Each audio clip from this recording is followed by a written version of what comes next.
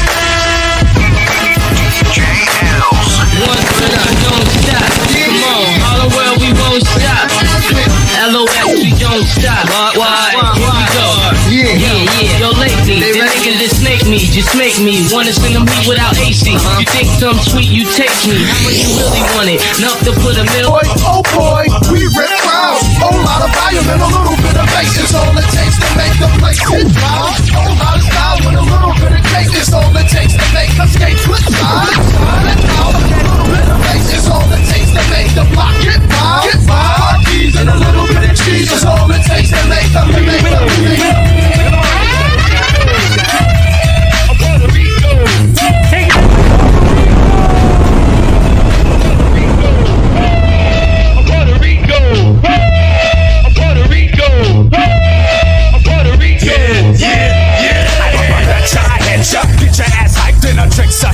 Cause I'm so in a pipe, so here comes a shot from a juke to my peoples. See no evil, speak no evil. Rugged Puerto Rican straight taking out steps. Treating shorty mommies a strip gangsta pimp. Hitting 94 just in case you didn't know. Blowing up spots, making our spin go. Flips in the air for fuck it, I don't care. Monster mashing, MC boom bashing. Yo, you wanna see something cool?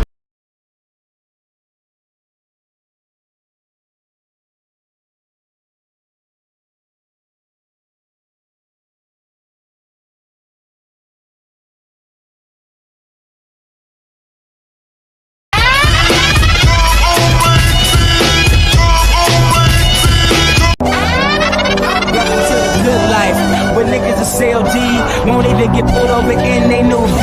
The good life, let's go on a living spree. Shit, they say the best things in life are free. The good life, it feel like Atlanta, it feel like LA, it feel like Miami, it feel like NY, summertime shy. Now throw your hands up in the sky. So I roll the good, y'all pop the trunk, I pop the hood, Ferrari. And she got the good, and she got that ass, I got the look, sorry. Yo, it's got to be, cause I'm seasoned, haters give me them salty looks, Larry's. 50 told me go ahead, switch the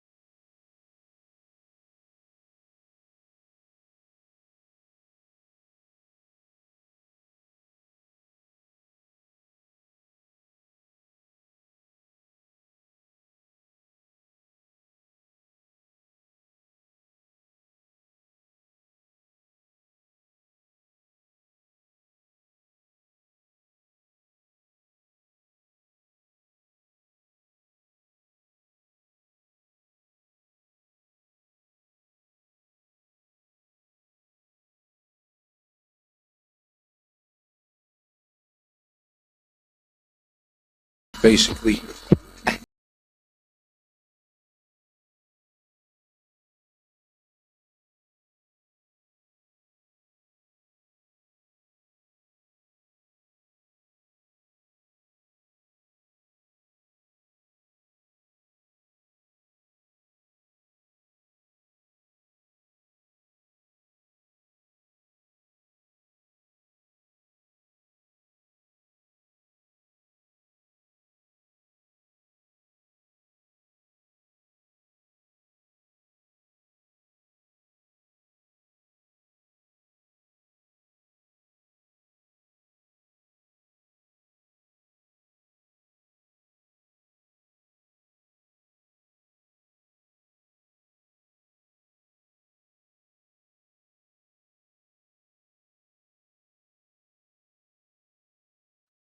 Buenos dias, people. What's going on? Dagmar, Kane, Flaky Jacobs in the building. Spike, Nightwolf, what's going on? Bart Robinson, what's up, everyone? So I've been waiting for this interview for the longest. Uh, Vic Ferrari is one of those is a very special person. Flaky Jake probably knows what I'm talking about. So without any further, I'm just gonna bring him up. I did it for did a special little video for him, so I'm just gonna play it and bring him up while it plays. It's only about a minute and a half, so here we go, guys.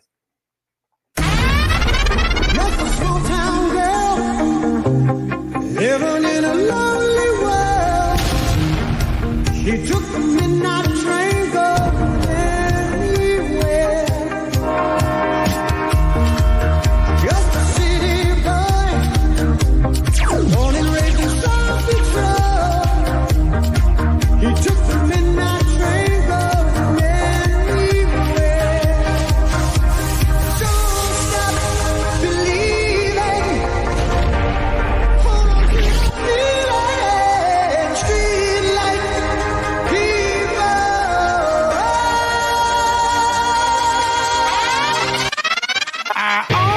Talk to God when I need a favor, and I only pray when I ain't got a prayer. So who the hell am I? Who the hell am I to expect a savior? Oh, if I only talk to God when I need a favor, God, I need a favor. I know amazing grace, but I ain't been living down well. You know why? We're almost there. It's gonna pay off. It's gonna pay off. And they don't want you to know that. They don't want to give you that.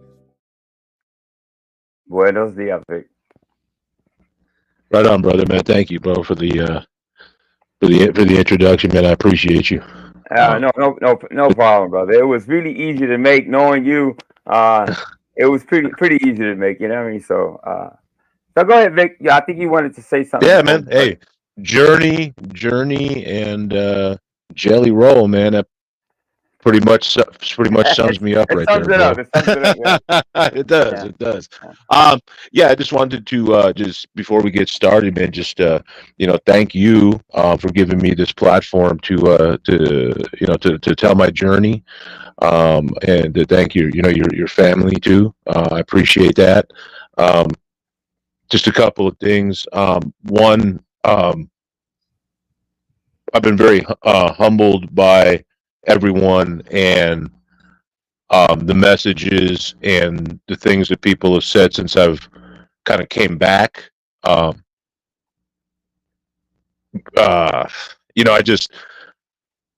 I didn't really think I'd be missed, to be honest with you. And when people said, "Hey, God, we haven't seen you in 4 months," or "It's good to hear your voice again," or I just wanted to let you guys know that I appreciate it. It was done because for me, it was nothing personal with anybody out there. So if anybody feels that they were slighted because I stopped talking to them or I deleted all my things, it was a personal thing that I had to do, for me. So just know that. A couple of shout outs. First and foremost, to my dear friend and our dear friend, Marie Cook, who I don't know if she's Absolutely. up yet the morning to listen to this, but like all of us, I mean, she's struggling with some things, and just wanted to know that I love her, and the sector here loves her. So if you guys could just maybe put a heart or a thumbs up, so when she does see this, she knows and feels the support. Because that's a truly special person. Yeah, shout out to Maria Cook. Yep. I'm just another guy. I'm just a garden variety drunk, but that's a special lady. Also, There she is. to She's in the my friend. Marie Cook is here. I'm sorry to cut you off. Yeah. Good. No, absolutely. You can always cut me off for Marie sorry. Cook. All right. Much love, Marie. I'm glad. Thank you. Oh, just so people know, I have my phone put aside. One, so I don't, with my fat fingers, I don't hit buttons and drop off. Two, that I'm not going to be looking at any of the chat. I just don't want to be distracted by any of the positivity or negativity that may be in there. If you guys have questions or anything, Angel can ask me as we go. But I'm not going to be watching any of the chat. Second shout out is to my friend Hannah. Some of you may or may not know her. I mean, she does a great job on her channel. She just got over 500 subs. So if you guys could go over and support her, she's another really good person. I have a lot of respect for what she does on the with this platform. And the third person is somebody that probably most of you don't know. He's a 23-year-old young friend of mine on YouTube that's I'll just say he's special needs. I've never heard directly from him or family like what exactly it is, so I'm not going to speculate on that. But he has panels. He's coming up on almost 3,000 subs, and he's really excited about that. And he shows cartoons. He does panels. He brings you up on panel, and then he shows cartoons. He shows old Looney Tunes, old Popeye, black and white cartoons from the 30s that Angel grew up with. Yeah. So it's and his name is it's Brandon Looney Tune Fans 2000. He runs a very G channel. He's a good friend of mine. Please, no matter what you think of me or Angel, please don't go there and troll him. He's a young man. He doesn't deserve that. He deserves support. And anyway, I just wanted to say those couple things, and I will let Angel, kind of direct me from here.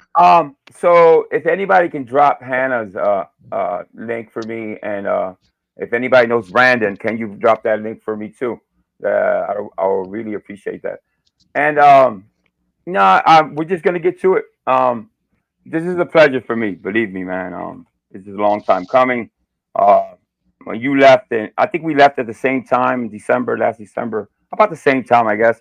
You for your own reasons, me for my own reasons, and something kind of brought us back together. And I just want to take full advantage and make it count this time. So first things first. Hey, you gave me an opportunity to come on and talk about my favorite subject, me. So how can I pass that? How can I pass that? Can I pass that up?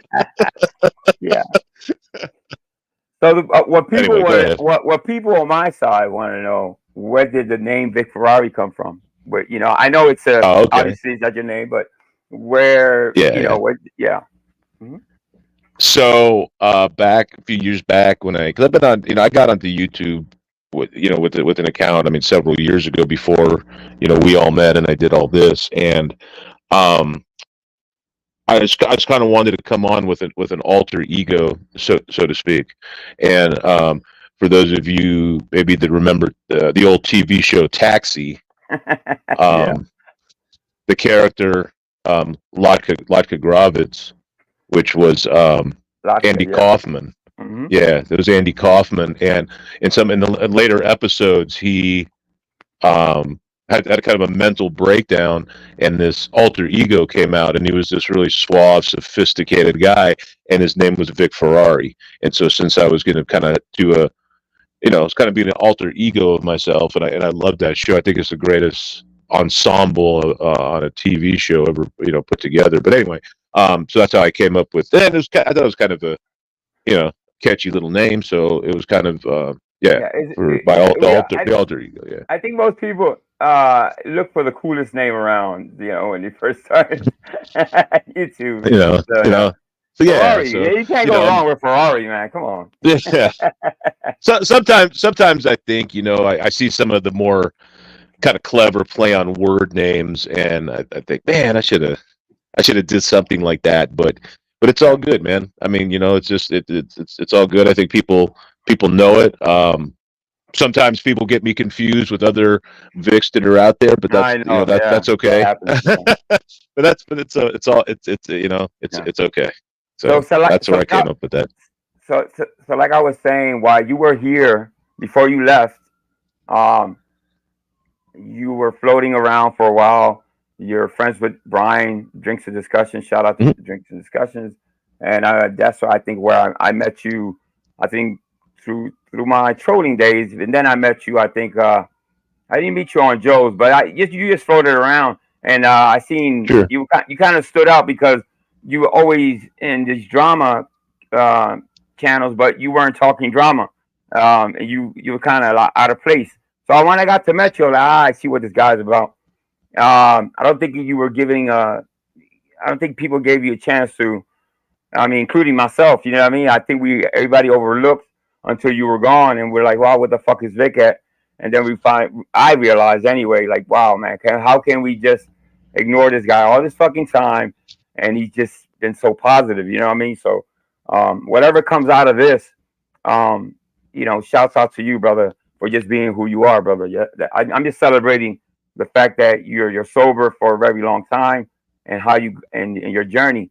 So that's what the idea stems from, that because we all have journeys, but Right. I think your journey and the way you come across on YouTube is very unique. So I just start from the beginning. What age did you Okay. start drinking? That's an interesting question. So I was born in '72, as I'm just just to start out with, and I was given up for adoption. It was basically set up beforehand. So at birth, basically, I was given up. I was adopted, and that had a very profound impact on my life. We could talk about that later, but so I was adopted into a very Italian family. Both sides of the family were Italian. In fact, my dad was came to America in 1956. He was 20 years old, and I will say, so I grew up in an old country household. My dad was old country, Old and fashioned, yeah. well, yeah, that's different from old school, right? You hear about Old people who are school, old right? school, Hmm. and Angel, you got family, and I think your dad's still in Puerto Rico. Old country is different than old school. Yeah, Um, very different. and those Yeah. that know, it's just So Hmm. when we had a ranch out in here in California that we went to on weekends and summers and stuff, and my dad, there was a barbecue that was like maybe let's say 200 feet maybe from the house, just guesstimating that he had built, and he used to like to drink scotch um, when he was barbecuing. So my mom, when I was about, I would say 8 years old is my earliest remember, would say, "Hey, bring this out to your dad," or when he was empty, he'd be like, "Hey, have your mom pour me another scotch, and you have it over ice, right? Scotch on the rocks was what they called it." Yeah. And so I thought, man, hey, if dad's doing it, this must be cool. So, I started taking sips out of that when I was making these trips back and forth. Hmm. And, let's say over the course of, an hour and a half with a couple hours of barbecuing, I mean, you know, 4 or 5 sips for an 8-year-old is a lot of, it's quite a That's a bit of lot of liquor. alcohol. Yeah. And Yeah. and plus, they'd give me a little wine with dinner, and it was just like I said, old country, man. Nobody really thought about people being an alcoholic. There were no alcoholics that I knew of in my direct family, for sure. They had a couple drinks here, a little bit of wine, but nothing crazy. And nobody ever said anything to me. I mean, they knew, but my mom would just pour it a little more, right? Another couple fingers, so my dad would still get what he wanted after I took my couple of sips. So when I when you talk about normal drinking, Hmm. I don't know what normal drinking was, because I started off, and at that time I thought I was hiding it. I didn't think they knew, right? I'm kind of getting one over on my folks. Looking back on it, of course Right. they knew. So that's really where it started. But then where the more serious, actual drinking began was after my mom died when I was 15, and then I discovered that alcohol could help me get through the pain. I was a pretty shy kid. I was kind of a nerd, and I was tall and skinny with glasses, and I was bullied as a kid. And I found that alcohol could, you know, um, make me cool, at least in my eyes, right? I Right. get, and so really at 15, 16 is when it became my actual drinking career began. Mm. Okay. So listen, I'm gonna jump right ahead, and some of these questions I don't want you to answer anything that you don't feel comfortable with. Um, Okay. and you can just say no, pass. So I'm gonna jump ahead a little bit, and I'm just gonna go and ask you, what are your biggest losses because of your addiction? What is your biggest Oh loss? wow. I mean, the first thing I really lost in my addiction was me. Mm. My self respect, my identity, was a thing. But as far as physical and kind of what was taken away, it was, almost everything. Because I ended up divorced. Mm. That's probably the The biggest main, loss. Yeah. let's biggest thing that happened. But um, I for a long time I lost the respect and trust of my sons, Right. and that was a big thing. That's returned. Um, my health was very poor when I finally went in and got checked, and that's what kind of started the whole thing. I like to say that. Um, basically the doctor said you keep drinking, you're going to die, and my wife said you keep drinking and you're not dying here. You Right. know, um, again, the health thing, now that I haven't drank in over 7 years, has repaired itself to a point. But yeah, it's just No physical I, long term effects from it at all. no, I still have. My liver still isn't functioning. At 100%. I got my blood cells, my red blood cells, my enzymes are they're low, but not to the dangerous level that it was when I first got tested. Right. My heart's good. Everything else is okay. Um, but it takes its toll. It's a progressive disease, and your body's only going to take so much. Absolutely. Hey, And shout out to Guppy like I Drunk, said, by the the way. doc. Yeah, I'm sorry to cut you off. Yes, Guppy Drunk stopped yes, drinking too, so I'm glad he's here. that's awesome, man. Right, Yeah. So rock bottom. A lot of people have their rock bottoms when I hear about addiction, and right. at your lowest. And I think you answered that question already, but um, Well, everybody's rock. There's a little. We talk about rock bottoms. Everybody's rock bottom is different. uh-huh. It could be a health issue. It could just be a singular DUI. You say I can't do this anymore. And it could go all the way to death. I know that there's still more bottom for me if I want to keep digging. Right. I haven't really hit my bottom. It's just I've reached my bottom. For me, and Yeah. and it's interesting because I've even hit more some additional bottom in sobriety. Right. And I just was fortunate that I didn't go back to drinking. But my Yeah. bottom when I decided to stop drinking was it was a combination of the health issues and you know when I got on board and realized the seriousness of the uh, damage it was doing to my relationships and my family. I mean, I wasn't really even talking to my like extended family anymore. Um, what the disease does to you is It it wants to robs you. separate you, right? Yeah. And it creates this ego in you that that you're in your own your own little space. You don't know what's going on. So, I mean, an example of that is my ex-wife had slept in a different room from me for almost 2 years and Right. then came to me and was like, "Hey, we really need to talk." And my response was like, what's going on?" Yeah. And she's like, "Well, you think Right. everything's Yeah. okay?" you know, you You think recruited. everything's Yeah. okay? And I'm like, Yeah. "Yeah." And I'm like, "Yeah, what's going on? What's up?" And she's like, "I haven't slept in the same room with you, Hmm. you know, for 2 years." Like, "Yeah, well, I figured it was my snoring, or And then she was like, "Well, no, I've fallen out of love with you for one, and for two, when you drink."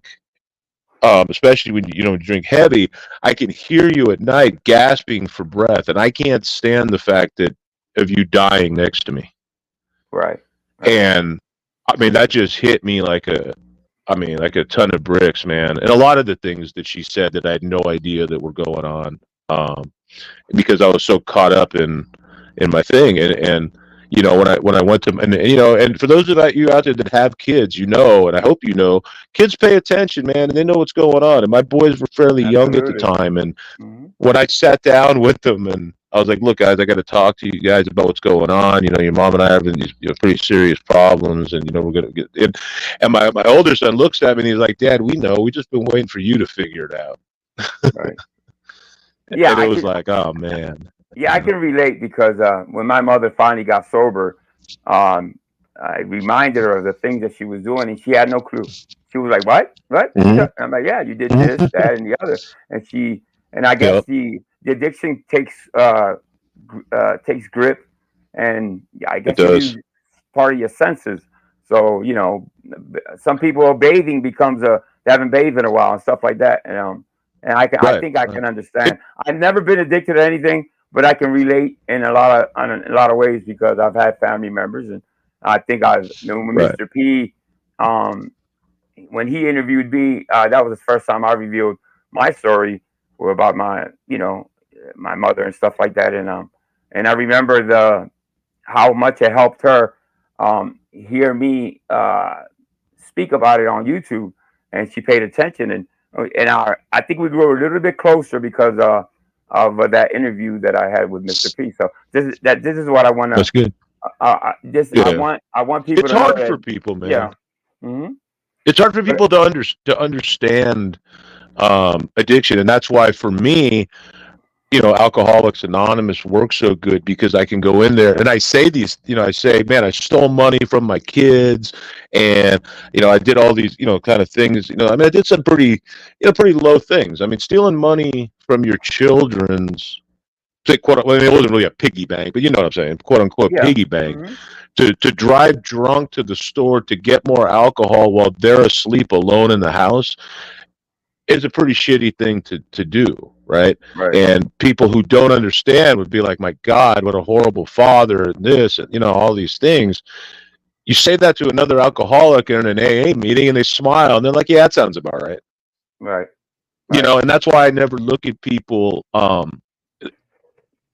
You never want to look at people in their lowest moments or their highest moments, right? In the best of their times and in the worst of their times, because that's not really who they are. You Exactly. know, we do things because we need that next drink or we need that next fix. I mean, or we need to gamble, or people who have an eating addiction drive through. They drive through a McDonald's drive through while they're eating Taco Bell and then make themselves sick. I mean, that's a mental disorder. Right. So I never look when people talk about people that things that people did in their lowest points of addictions. My I don't pass judgment, Yeah, I mean, I've always, my kids didn't have a grandmother for the time that she was an addict. I kept them all. You know, they basically didn't have a grandmother during that time, and she kind of missed out. Now that she's sober and everything, she's really close to my grandkids. But they're only. I think people that are addicted, that they're not only victimize themselves, but they do victimize the children of the people that Sure. love them the most. So Yeah, it's I not think, it's not a victimless situation, but that's something that that you hear a lot from people, right? Man, I'm just doing this to myself, right? I can yeah, I drink hear that all or the time. Yeah, smoke as much. I can smoke as much crack as I want. The only one I I'm can stop hurting when I is want me. to. Yeah, Yeah, and in the meantime, you're stealing shit. You're abusing your family in certain ways. So another rock bottom for me, and it didn't make me stop right then, but it made me really sad. Was my boys were really young and they were playing little league, and I used to go out there and I used to drink, and I was the guy that sat down the line, not near anybody. I didn't want anybody to smell the alcohol, and I would yell and I would carry on. And one day, 'cause at that time my wife was working out of town during the week, and she was coming home like on weekends. And I heard my son on the phone with her, and he's like, "Mom, I got a game on Wednesday. Can you please come home and take me so Dad doesn't go?" uh, And it just broke my heart, man. I mean, my kids didn't even want me at the game because of the way I was acting, and just embarrassing them, man. And the what recovery gave me, and being sober, was I ended up coaching them in multiple sports for several years after that. cool. And I actually was a member of the board of Little League. So that's where I went from. We don't even want you there to being able to do that. And that's not my doing. That's my higher power and me surrendering that I was able to do that. And I don't tell that story or any of the stories, anything I say, because I want any kind of congratulations or a pat on the back or, man, you're an awesome dude, you're special. No, I'm none of those things. I'm a guy that just got tired of it and was able to find a solution. And anybody out there that's listening, man, if you're in an addiction or mental health, that's another part of my story that we can talk about.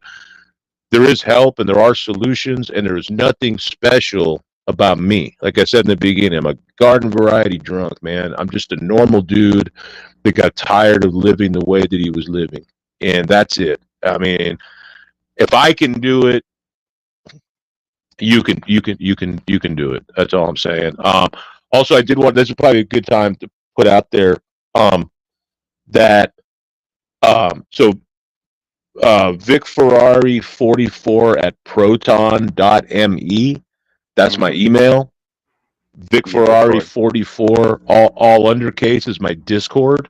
If anybody wants to reach out to me to talk about issues that they may have, something I could help you with, number one. Number two, if you listen to this and you think I'm full of shit, or I said something that you don't like or disagree with it, reach out to me and let's talk about it. Absolutely.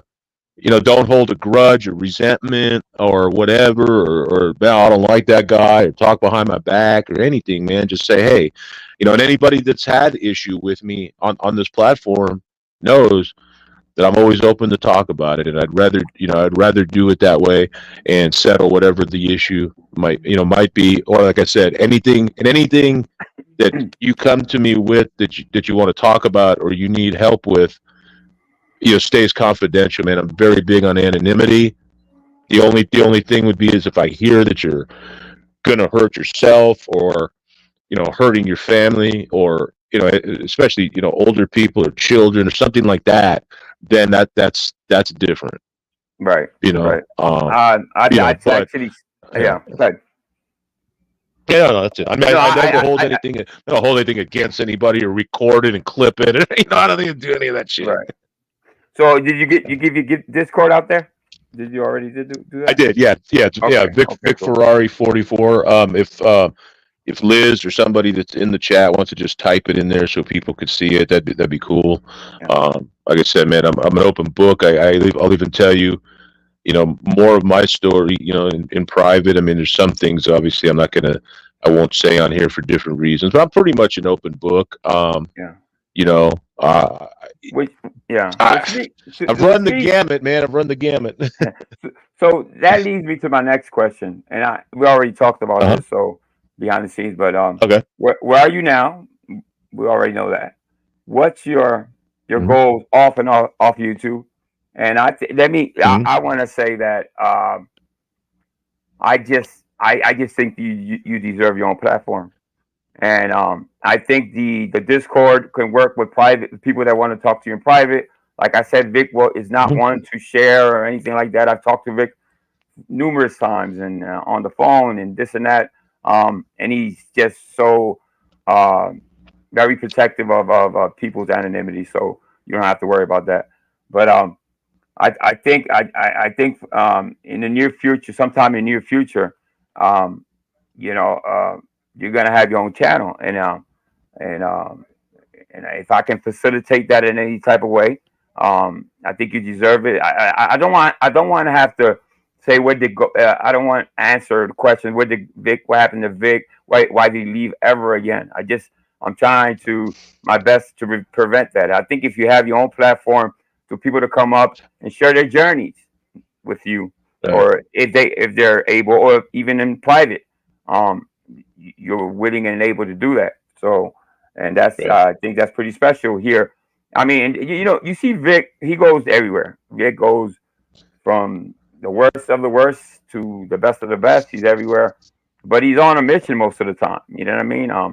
Um, he's you won't see him arguing with people, but if you just say, for instance, you see him on Savage Dave's platform, doesn't mean he's supporting or he believes in what Savage Davis believes in. He's there on a mission. There's people out there like that that wanna they just don't come out and say I'm gonna help you. They kind of have to befriend them a little bit and get to know them and go through the whole because when I heard last year when Vic was going to days, I knew what he was up to, but most people didn't understand that, and I could see why. I guess people just didn't know you or what you were about. Mhm. So I think my mission is to let the people that don't know you, get to know you today and see what you're about, so they don't have to judge you when you're on these people's panels Right. trying to, yeah, Yeah. It's okay. People are good. People are people, man. We're all flawed beings, right? I mean, including myself, and that's why. But yeah, I find I find some entertainment, I find some laughs, but ultimately, yeah, just looking at people and trying to add some kind of positivity. I mean, I'm one that I believe in in the energy, and that there's right, only so much energy and is finite, right? And we only have a finite amount of energy that we can give out, and we get up in the morning and we choose we're going to put out negative or positive, and it could change throughout the day. And I do my best to try to put out positive energy. It's up to people if they want to see the positivity in it. If not, I mean, that's okay. But as far as where I'm going to go with life, man, I don't know where this the YouTube, and we talk about possibly doing a channel and a platform. I don't know where that's gonna go, but I will say this: it's the first time that I've actually really seriously considered it. Um, I put out a couple of shorts, very simple things, just kind of see what happened, and then my phone broke, and so then I had to so now I'm kind of yeah, getting and yeah, I know, Liz, I should get a laptop. I know you're about to put that in the comments, but I have one. I just don't use it. yeah. But anyway, so I did get some. I just downloaded some editing kind of software, and just so we'll see. We'll see. As far as outside of YouTube and my life, man, it's for me, it's about service in whatever capacity that takes me. I got my sons. My one son's going to be a senior next year. My other one's going to be a sophomore. So they're kind of getting to that age of doing their own thing. Family's my number one thing. I do have um, I'm site compromised at the moment. I've been kind of reluctant to say that on on open on the platform because I know some people are gonna. Whatever. I don't know. I don't know what could happen with it. It doesn't really matter. I'm just having troubles with my eyes. I need a couple of cataract surgeries and then see on my right eye if there's anything else going on. But I'm grateful that that it is temporary. I do have an site that I could still take care of myself and things. So I look at it that I'm fortunate compared to a lot of people, and I'm grateful. So I need to get that taken care of, and then just kind of like I said, move forward. And when I talk about service, I just talk about it just to me, it just means being there, for Giving back. people in whatever capacity. And yeah, holding a door open for somebody is service. To me, listening is service. Just being there. And that's kind of how I try to live my life. I mean, again, I try to use the word higher power because I know some people God, is a a 4-letter word, even though it's only 3 letters. I choose to call my higher power God, and that's who I'm in service to. For me, like I said, it's a God of energy and a God of love. And if I can live within that parameter, you know, I feel like I'm doing okay. Where life's going to take me, I don't know. I can make plans, right? But I can't plan outcomes because when I do, I get expectations. And expectations are a resentment under construction. And once I get resentments, then that puts me in jeopardy. And so I try not to do that. Like today, a lot of was running through my mind, like last night, yesterday. Oh, what's going to happen? Who's going to show up? Who's going to hate on it? Just all these things. And it's like, wait a minute, man. That's expectation, man. It doesn't matter, if there's one person listening, if there's 1,000 people, somebody might listen to this on a replay that we don't even know, and something might touch them, and that's what's really important. So there's no That's what's important. expectations. And when you help people, if you reach out and you want to help somebody or somebody asks you for help, don't put any expectations on that person of what they're gonna do with it, because they may do nothing. They may call you and say, "Gee, Angel, I want to talk to you about this thing that's going on in my life, and I'm this and that," and you're like, "Yeah, you should try this, and then this would be good." And I go, "Okay," and then the next time you see them or talk to them, they haven't done any of those things, and they're right in the same spot. And sometimes we get a little resentful, like, "Man, why didn't you listen to me?" Yeah. Or, "Man, I wasted all my time." No, you didn't, because you planted that seed, right? Johnny Appleseed went around and planted all those seeds, but he never went back to see if the trees grew, because that didn't matter. Right. What mattered was that the seed was planted. Yes, And exactly. so And let me we don't, remind you. we just Yeah, I'm yeah, sorry. yeah. Let me remind you that Fakey Uh-huh. Jake says, remind Vic that I had a con- cataract. What is that? Cataract surgery in both eyes. Contractual. Yeah. Oh, cataract surgery. Yeah, Reassure yeah. him about it. Okay. Yeah. All right. Listen, Thank you. one I thing appreciate that. that we talked about was like, if you don't at least try this, you know what I mean, this platform, because you have it in you, Vic. I mean, there's no doubt if you have a passion for at least planting seeds, like you were just saying, and you're I mean, I gonna. love to hear people's I don't want you stories, to man. I regret love to later hear on, people's journeys. because I just don't Yeah. want to see you frustrated and say, "Nah, fuck this platform." I think you fit right in. Right. You know everybody. Everybody's gonna get to know you even better today after today. I hope, you know what I mean. So, Right. I think you have what it takes to have a channel to bring people up to listen, or to give advice. You're good at it. You've helped me, and I'm not even. It's not all about addiction either, because Vic has helped me in so many other Right. fucking ways. And I'm not even an addict.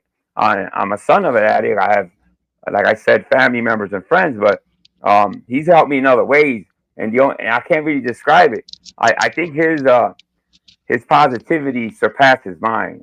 It's like it's amazing that he's been through what he's been through, and he's willing to share it. Uh, in detail, even more privately. You know what I mean? So, but for him to have a platform on YouTube, that's the biggest service, I think. You know what I mean? In my opinion. So, yeah. So let's All I can say is we'll see. yeah, we'll Go see. ahead. Right. Well, Go for ahead. now, Go we're ahead. gonna Go ahead. have these maybe whenever he's available until um. Well, we'll keep you we keep you everybody updated, but I think it's gonna be. Right. We have about 30 people here so far. Everybody showed up from Flaky J, from Dagmar, LA Spike. Everybody, all these people know you, some of them even love you and respect you. So if that Yeah. doesn't, I appreciate it, man. Mr. B's here. Listen, it's not me just saying this. Just look at the chat. I know. They're here for you, bro. They're not here for me, bro. You know what I mean? So um, just think about it, and then Yeah, I appreciate it. when we get to that bridge, we'll cross it. But All right. I foresee it already. But that's just me. Okay. Okay. All right. So what's the next question? All right. Well, I said any regrets. Okay. No, I don't think we. No, you asked me the lowest point, but you didn't. I don't think you asked me about The what highest any one? regrets that I have left. No, Yeah. you asked me What? about my lowest point, but no, but we didn't talk about my any regrets All right. Let's and go into that. things that I have Yeah. left. I could Well, talk about that. yeah. I could talk about that. There was a time when I had a lot of regrets, right? I mean, I was supposed to go to a certain college and I didn't go. I had signed up to go in the Marine Corps. That didn't work out. So I had all these things that I could have, should have, would have did, man. And I've made peace with most of them, honestly. I mean, obviously, especially those that know me know. Still now, I wish my marriage would have worked out, but it didn't. I mean, it brought me, and again, it brought me to a different place, right? A different story to tell, and a way to show my sons, man, that because me and my ex-wife, man, we're still good friends. I mean, she's been a tremendous help. I mean, in the situation I'm in right now, because I can't drive. She takes me shopping and things, and does things for me. And I got to tell you, I believe that God said, man, you know what? You need a little more humbling. Because I'm going to tell you guys, it is very humbling to have to ask your ex-wife to drive you to the store. Wow. Or to take you to pick up your medication. It's Yeah. as good a relationship as we have. It's humbling, but I'm just let me appreciative stop you right there. When you told me that on the phone, you weren't sad. Just like you're telling me now, it's like right, like you said, God said you need a little bit more humbling, but but a little more humbling. But you don't seem depressed about it or anything, and I think it's because the people I'm grateful that are around you respect you and love you. So thank God for that too. That they're still there and for that's you. it. And it's something that that we teach our sons, because I've been on both ends of this, and that's where I have a lot of experience in different things. Because when I first started, let me before I get off on this big tangent, let me just say the one regret that I still hold on to. I don't dwell on it. I don't drink over it or anything like that. When my mom was sick, when I was 15, I was 14. She was diagnosed with cancer, and she died when I was about 15 and a half. And I was a young guy. I didn't know how to handle it. My dad didn't know how to handle, the fact that he was going to lose his wife. And we did a lot of fighting and arguing and things with each other.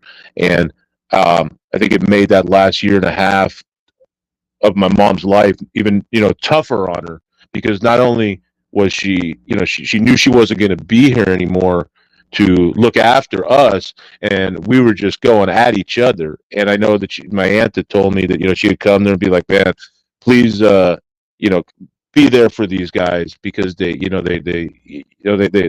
fighting all the time. I'm afraid that what's going to happen with their relationship when I'm not here.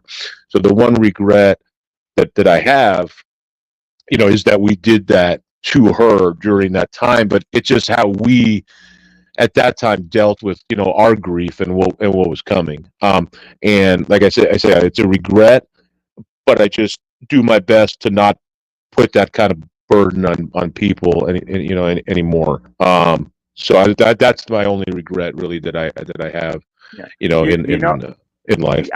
I don't know what it is, Vic, but I've heard these stories of people changing their lives around. sober, from drugs or alcohol, whatever, and bettering themselves, and they get back into society and working everything, Mhm. and something comes down on them that either drives them back into drugs or makes them stronger. I think you're the latter of Yeah. those two. So God bless you, man. Jeez. Thank Yeah. you, brother.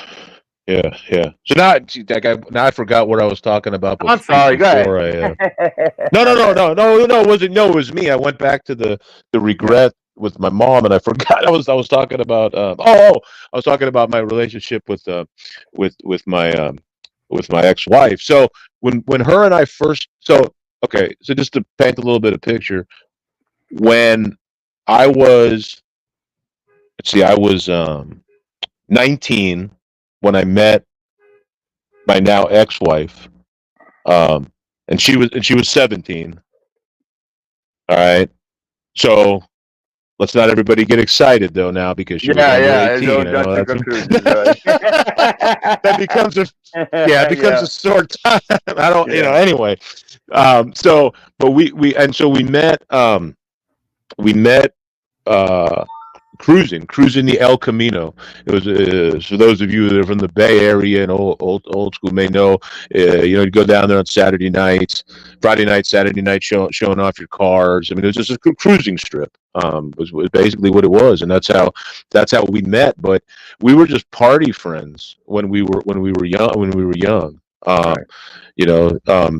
Drank, smoked, did whatever, but she ended up getting more into the hard stuff. Back then, it was crank. I don't know. Now it's I think it's meth or meth's a pure form. I Right. don't know. I don't know. Hey, She got by all the into way, that, how and it just long has she been clean? I forgot to ask you that. my ex-wife, Yeah, 30 years.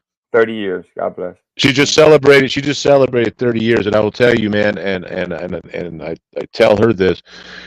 She's my hero in recovery because she Right. was deep, man. She got sober at 19, and never looked back. So God bless her, man.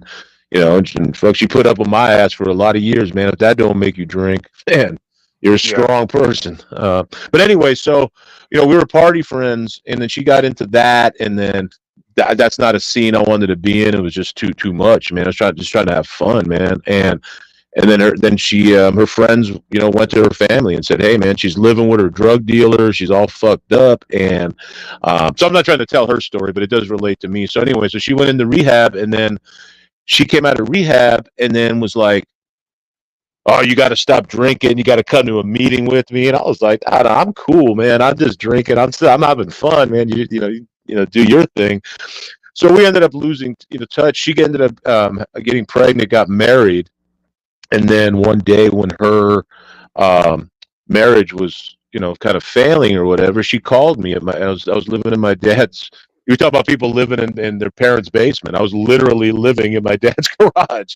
He Wow. had built a room down there with a kitchen and everything. I was literally living in my dad's basement, and the phone rings and it's her. And we hadn't talked in like 4 years, and she's like, "Hey, man, you're still there?" Back in the landline days. I'm like, "Yeah, I'm here, man, just doing my thing, whatever." I was trying to clean myself up. I was seeing a therapist at that time. They had put me on I forget what the hell it was called now. They had put me on some, antidepressant drug back then. And she called up and it's like, hey, maybe I'll swing by sometime or whatever, this and that. I didn't know what was going on. Came to find out she was getting separated from her husband and all that. Anyway, long story short, we started dating while she was still married. So now to her husband at that time, because he knew she knew me from before, and we had a physical relationship before, and so to him, I was the guy that was destroying their marriage, tearing their family apart. They had a daughter, and so he hated my ass. And at that time, I didn't get it. I was just all, again, still caught up in me. I was a tough guy, and I said some pretty nasty things to him. How about kicking somebody when they're down? I've since had an opportunity. Him and I have met. We've hugged it out. I've made my amends to him. And I said, and then again, and that was even before. And then once I got separated, I called him and I was like, hey, brother, now that I'm on the other side of this, man, I really need to apologize, bro, because I didn't understand. It wasn't directed to me. It was you were hurting and you thought I was tearing apart your family. And I commend you for not doing something to me. You know, if Right. some dude, if my wife called me up right now and was like, "Yeah, I'm with this guy, and whatever," and and this guy was like, "Fuck you, you loser, you can't help," because I used to tell, the guy would get all pissed and like this and that. I was like, "Man, it ain't my fault you can't hang on to your woman." And that's all. What a horrible thing to say to a man that's losing his family. Right. If somebody would have did that to me, God knows what I would have done. Let's put it that way. I probably would have ended up, I would be in the newspaper, man. You guys would have read about me in the paper instead of on YouTube, man. So anyway, I've experienced both sides of it, and he used to put their daughter in the middle, and that's not right. And I don't condone that, but I understand that he was just hurting. But what it's given, my ex and I the opportunity to show my sons is just because we can't live together and just because we had these issues, we still love each other and do things for each other because we're still family and we do it for them. We always put the boys first. I can't think of any time that it's been like, no, you can't have them to take them to such and such, or this is my time. And even when now they're older, so they kind of make some of their own decisions of it, but we never did that. Or she had to work, and hey, can you pick them up from practice or school or what have you? She actually takes, when I was going through a lot of my depression and things over these last years, like I even after in sobriety, I still didn't have a great relationship with my extended family. My dad's passed, a lot of my family, my aunt and uncle, my cousins, and all that. And I still didn't have a good relationship with them. It's because of things from the past. She invites them, if she does a party like for the boys for their birthday, she invites my family, and she'll take my family to she's up in the Bay Area. She'll take my boys to see my aunt and uncle so they can keep that relationship going. Right. Right. And that's a special person, man, to do something like that. Absolutely. And that's what we've been able to pass on to my sons, to say, hey, it's not about you and how it's about doing for other people, man. And so it's just breaking the cycle is what it is, man. Because when I talk about being old country and all that, I grew up where men didn't cry, you didn't have feelings, you worked hard, you defended the family, all that stuff. And my dad, if he seen me crying, and he said, "I'll give you something to cry about," Exactly. And it was just how they were raised, right? And so I held all these things in. Yeah, I mean, keep in mind, I was raised by a father that went to Vietnam, and before I knew what PSTD meant, I mean, he went through all those ups and downs and the drinking, and now he's more into women, and that, God bless him, whatever. Hell yeah. But I remember those bad moments that he had, because of the Vietnam War and all that. So let me ask you about, because I hear about a lot about hate bonding, right? And that's a term that I actually learned here on YouTube, specifically here in the drama community. But trauma bonding, that's what I kind of grew up hearing about, people that kind of trauma bond, the relationships that are based on trauma, basically, if you get down to the nitty gritty of it. Hey, Atlanta girl, how you doing? Hey, Hannah's in the chat, by the way. Oh, right on. Shout out to you, Hannah. Much love. Trauma bonding, huh? Okay, so I'm gonna say this. That I've learned. We hear the term soulmate, right? Mm-hmm. And I know without putting words in your mouth, I'm sure you feel, that Shorty Love is your soulmate, right? Absolutely. Yep. Okay, so I believe that soulmates don't have to be a romantic interest or something like that. I believe that anybody can be a soulmate. Like, for example, my best friend, and in real life, I've known for Oh God, too long. Not 36 years, man. And he's the kind of friend that if I don't talk to him for a couple months, or even there was even times when we had he had gotten married, he had gotten married, and even like a year would go by where we wouldn't talk for whatever reason, and I just call him and be like, hey man, what's up? Hey, nothing much, man. And we would just pick up right where we left off, right? Like I had talked to him yesterday. And so, I mean, I consider like him. I mean, to be a soulmate. I got a couple Exactly. of friends like that. And it doesn't have to be somebody romantically. I mean, I still look um at my ex that way because of everything that we went through together. Like I said, from being on being drinking and using together, going through sobriety together, being involved with the breakup of her first marriage, just the whole thing, man. That's still my soulmate. I can still tell her anything, you know what I mean? And so when people, when you trauma bond, and I think, that the trauma bonding thing is just things you have in common that people can understand. Right. I can understand a lot of things. I've read up on a lot of things. I personally, to the best of my knowledge, was never, sexually abused. So it's a little bit harder for me to relate to, say, that with somebody. I've never been in prison, so I can't, that mentality and institutionalized like that, I can't quite understand. I've been to, the county jail, that kind of thing a couple times.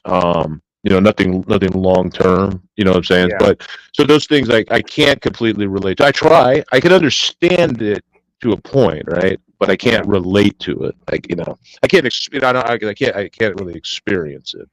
Yeah. Well, yeah. Listen, Yeah. you're goal orientated. I can tell that you're one of those people that wants to just you can't heal the world, but if you can No, help one person at least at a time or whatever, it kind of helps you with not it won't break you if you can't help somebody, but just the fact that you but, plant those seeds out there, that's oh, I think that's what God wants you to do. you, In my opinion. how I've tried to heal the world by healing myself. Exactly. You start with yourself. Huh? The world is a more positive and healthier place today because Vic Ferrari is sober. There you go. There you My go. town is safer. The roads are safer. It's just a, Yeah. it's just a more it's just a more positive Well, you and say it that way, yeah. safer place. It's a safer place to be you in. know, I mean, it's a safer place, man. now you described to me in private, that you weren't, the happiest type of drunk, and I'm like, I just don't see it because Right, I never right. I've seen you argue or have something bad to say about anybody, so I can. It's like I think you've changed your whole 360. I never met that side Mhm. of you, but I Yeah, can only imagine. Yeah. I was I was very much a very unpredictable um, Right. drunk, right? I could be the life of the party. Let's have fun. Put the lampshade on, dancing around, playing with the kids, whatever I was doing. And then somebody would say something or And what do trigger? something I felt disrespectful and would trigger me, and then the other side of me would come out, and I never I never understood, just how intimidating that other side could be. I know, no, but you guys haven't, except for a couple of cam slips, I guess. I mean, haven't really seen me. Um, I'm a big dude, man. I mean, I'm like, well, now I'd say I'm 6 feet, and probably I guess about 270 right now. I usually rolled I'm right around behind you. like I'm right two behind you. 250, and yeah, and Yeah. I was a very avid weightlifter for a lot of years, and I was a big guy, and I could have a loud voice and kind of an intimidating presence where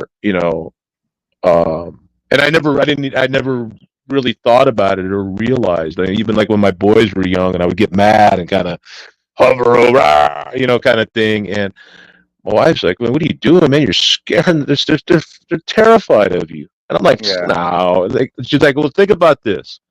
What if somebody came in here, you know, and they were 9 feet tall and weighed like 2,000 pounds and started like yelling at you? How Yeah. how would you feel?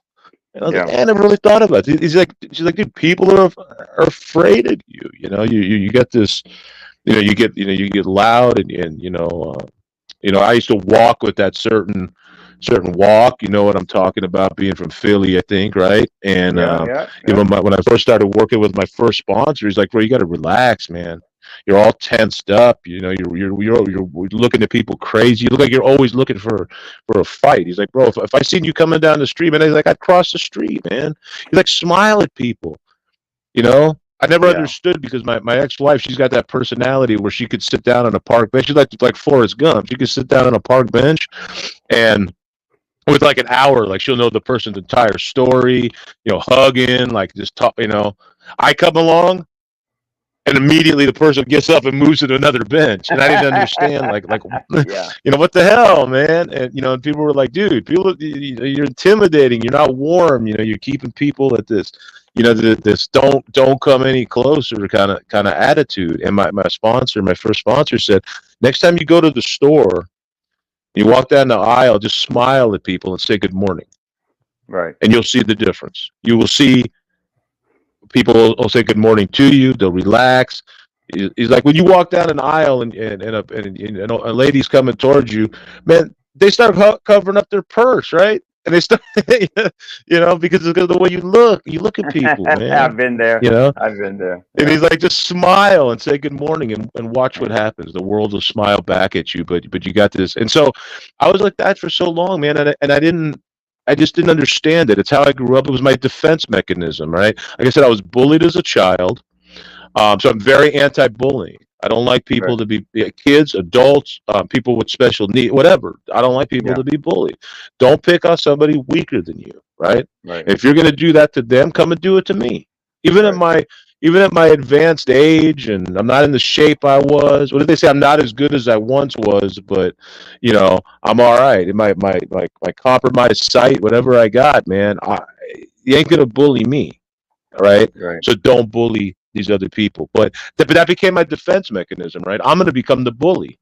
I'm gonna buff myself up, and I was taking testosterone pills and protein and all kinds of crazy stuff just to I mean, don't get me wrong, I wasn't a professional like Saul. I wasn't on the roids, thank God, because dude, if I started shooting roids, I would have killed somebody for show. Yeah. I was roid raging without the roids, so no. You didn't want me lifting any cars and shit, but I said, man, I'm gonna get big. I'm gonna become the bully. You ain't gonna bully me. I'm gonna but I said that all it was all internal. I didn't think about all that. It just happened, right? Right. But really, what was going on was I was a scared little boy. Yeah. Because before there's anger, there's fear. And I was scared. And I think you think about those cartoons, right, where you see the big dude and yell, oh my God. And then they show the inside, and there's like this little 2-foot dude like running the levers, and he's got the voice changer, and he talks like this. But on here he talks. That was me.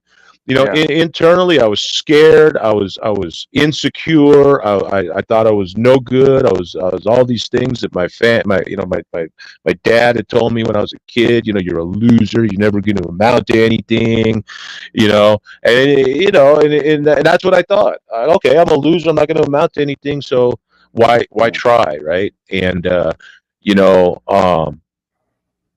I had to drop all that bravado, man. I dropped all that bravado and all that nonsense because, like I said, I still stand up for myself. I stand up for other people, but I don't have to puff my chest out and be like, hey, I'm the biggest guy in the room, man. I'm pulling up and all that bullshit that we hear every day, man. Come on, man. I mean, listen, we're all too damn old for that. what's fascinating to me that you haven't lost your compassion for people. You know what I mean? I don't know. The way I live my life in real life is very different from YouTube, and I had to kind of adapt. I know where I came from. I know what I did. I know what I said, but I've always had the idea. There was times that I was left alone on that panel, and we had good times, and people would tell me, "Oh, you need to have your own channel. You have a story there. You want to, In my mind, I wanted to help people. You know what I mean? I thought maybe that channel can kind of propel me into something else, and somewhere along the way, I got lost. You know what I mean? So you kind of, you have that compassion that you haven't lost since I've met you. It's like nothing, and that's God bless you. It's like when I started going live again, the first thing I said, "Fuck it." Basically, I said this: "Fuck everybody. I'm not helping nobody." And that was my first few words that you kind of just because of you and because and speaking to you, I've actually changed my mind and said, you know what, man, and if I can't do it, I'm gonna get people around me, and you just kind of fall into my laps because it's like I think I can help Vic get his own channel, get him started. I think he's on a mission, and I want to facilitate that in any type of way, like I said earlier. I mean, it's just to thine own self be true, man. That's the main thing. Just be true to yourself and who you are, and it'll come out. I mean, one thing I've learned now. I mean, and I know it in life. And it's something that I try to practice is to meet people where they are. Right? I can't talk to somebody, say somebody that first comes into recovery, and they're shaking so bad, man. They're spilling coffee, right? Because that's what happens in the beginning. People are just so I can't sit down and start talking about God and steps and sponsors to this person because they're just thinking about, my God, I'm going to die if I don't have a drink. Right. That's where I got to meet them, and that goes with other people too. Wherever they are, if they're still in their anger, I got to meet them there and say, it's not so bad. Mental health. I can't. I've been through. I suffer from chronic depression, anxiety. All these things. I've been suicidal. I mean, extremely suicidal, and. So I have some experience with it. I'm not a therapist. I'm not a licensed anything. I just have my experience, my strength, and my hope to share. But I can't expect you to be where I think you should be. If you come to me and tell me that, oh my God, I'm just depressed. Oh man, there's no reason to be depressed. Just get over it, and they do this, right? Write a gratitude list and all that. It's like, what the fuck are you talking? It's meet the person. And what I realized on YouTube is, I did a little bit too much of, come on, man, you got to stop the drama. You got to stop doing this, man. Your channel will be better if you do that. I did it with you. I've done it with other, and it's like, you know what? If that's your bag on what you want to do, if that's what's getting you the person, if that's what's getting him through, then do it. And so you won't. I mean, I can make suggestions. Hey, if you really want to go in a better direction, maybe do this. But who the hell am I to say what could make somebody else happy, right? Telling somebody they're too much in the drama or they're doing this and that. That's their journey. That's their life. That's not for me to say. And if I don't like it, I can't. There's an X button. There's a delete as friends. There's all these different things that I don't need to allow that negativity in. But who the hell am I to try to change what somebody considers entertainment, or what they'll see it.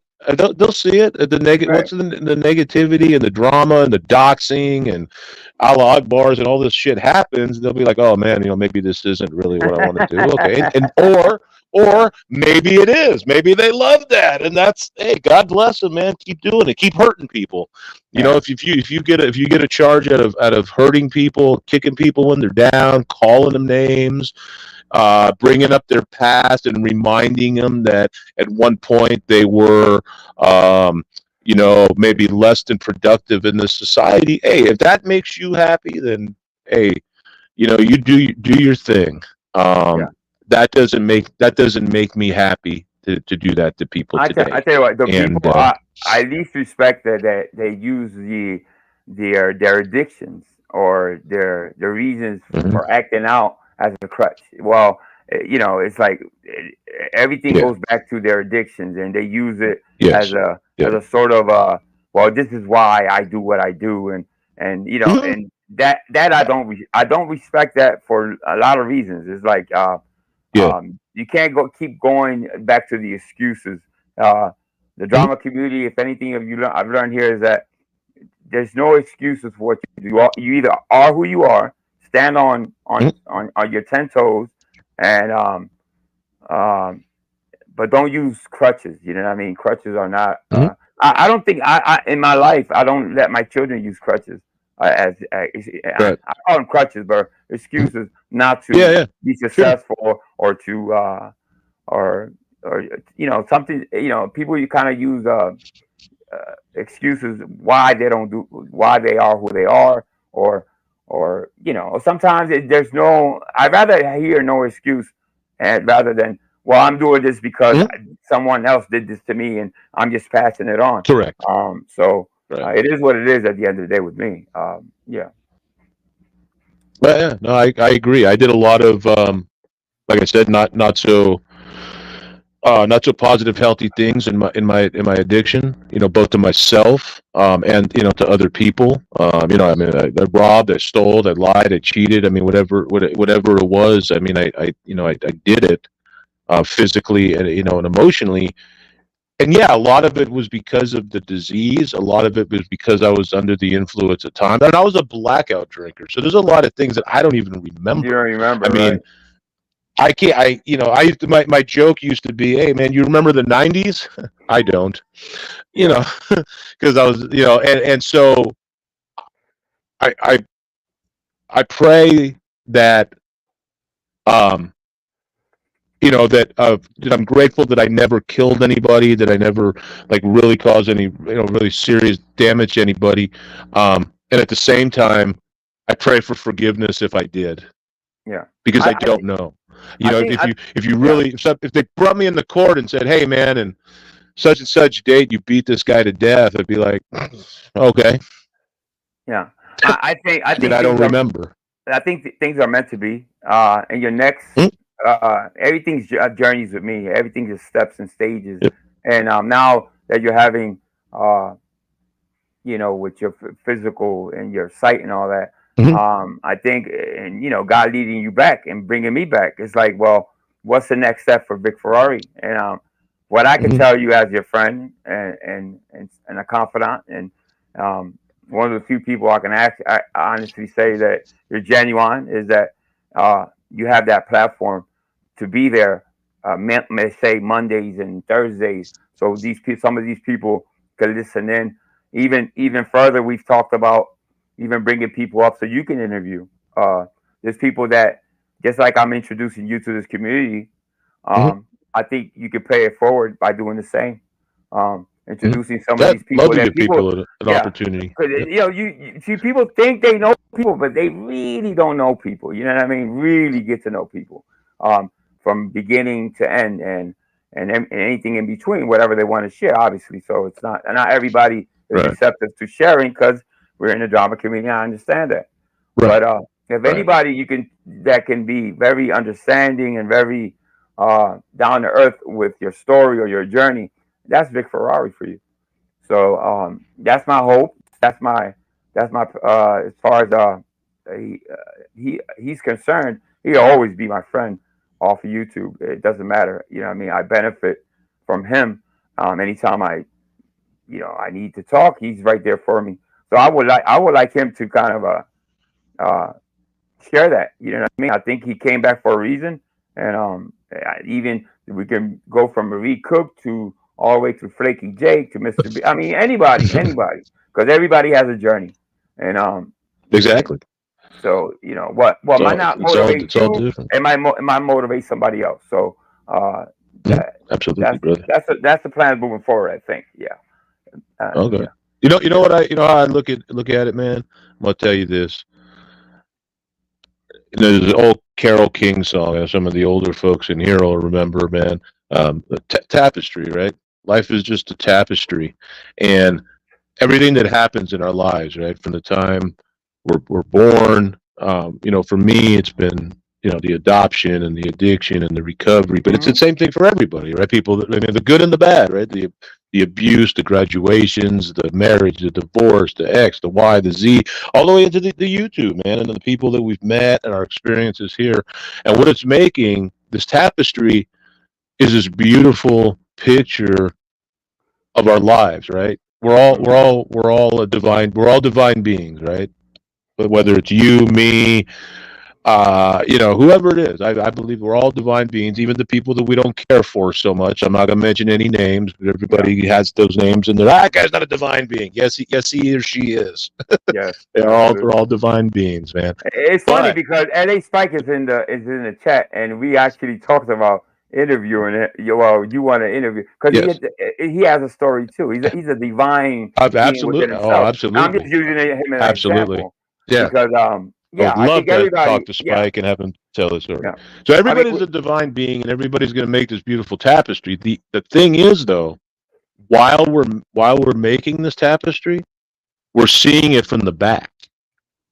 Right. And what we're seeing is, you make a tapestry, you got the yarn or whatever it is, and from the back it looks ugly, right? It's knotted here and it's cut off there, and nothing makes sense, right? It all looks. If you look at it, but that's how we're looking at our lives in this tapestry. Oh my God, I got divorced. My phone broke. I can't see.